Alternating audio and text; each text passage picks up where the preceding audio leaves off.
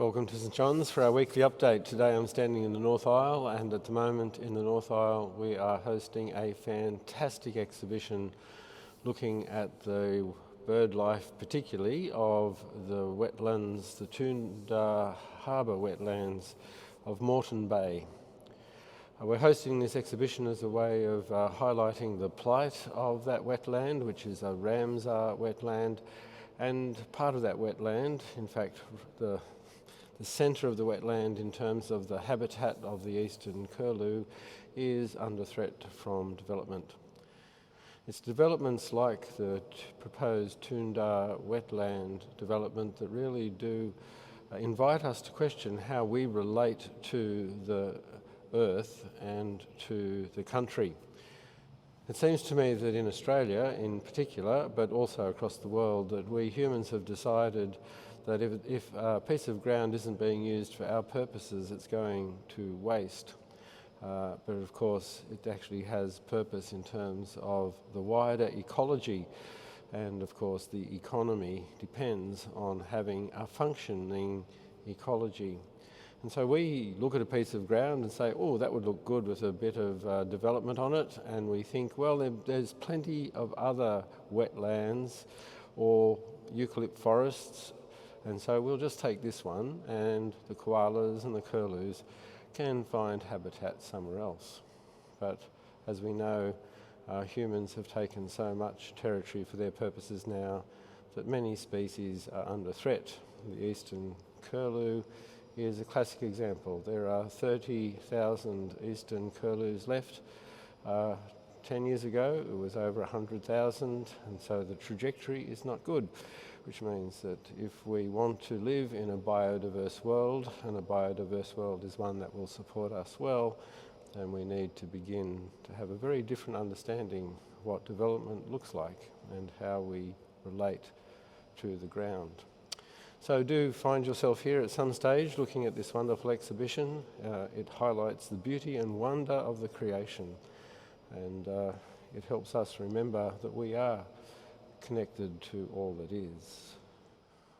On Saturday, of course, we go to the polls, and care for the world and for the climate is one of the issues that I'll be taking with me into the opinion polls, into the voting poll.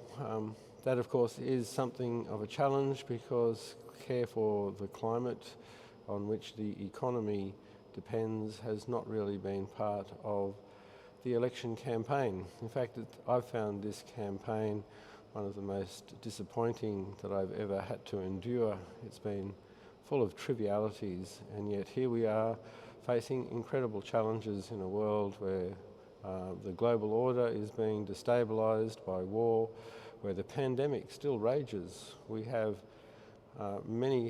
hundreds of people in Australia dying a week of COVID, and we have so many other challenges, including the climate, affordable housing, and so it would have been wonderful if the campaign had drilled down into some of those issues so that we as voters could go to the polls informed as to how we were going to exercise our vote as we try to find a way of being a transforming presence in the world. In terms of our common life, I'm glad to be able to say that the Common Cup will be introduced to our worship on Pentecost Sunday. We've worked through the logistics of the reintroduction. We'll be placing LAs in such a position that taking the cup will be optional. And a reminder, please, that in these circumstances, that intinction, that is dipping into the cup, really has to be refrained from. We just cannot have people dipping into the cup when we are approaching flu season with COVID. And also, each bit of that bread increases the risk for those who are gluten intolerant. So please, if you do choose to take the cup, do refrain from dipping the bread.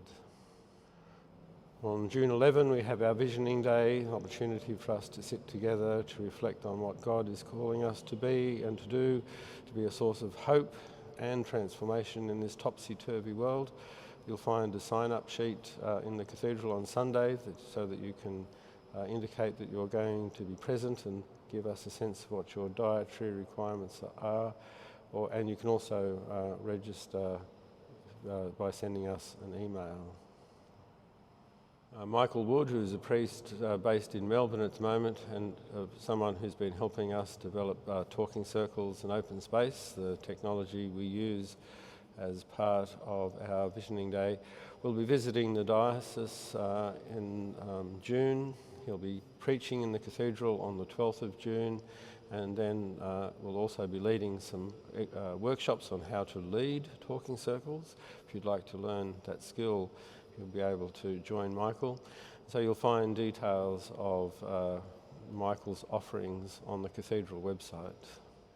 And the annual Lord Mayor's Prayer Breakfast is coming up. You'll find a link to the Lord Mayor's Prayer Breakfast booking site on the cathedral website. Celebrations for the week, we say happy birthday to Lawrence Burness, to Nancy Murat, Garth Hensel, one of our receptionists, Barry Hutchison, Jessie Hughes and Chrissia Constantine. And we also congratulate Norma Kleinschmidt on becoming a grandmother to Harriet. It's been wonderful over the last few weeks to see the vibrancy level in the cathedral increase as we return to some semblance of normalcy, even though many of us have been affected by COVID along the way, and quite a few of us have lingering effects of COVID. So please be assured of our prayers for you, and we certainly are more than understanding of those of you who wish to still remain at a distance. You do remain in our prayers, and please be in touch to let us know you're okay. Peace be with you.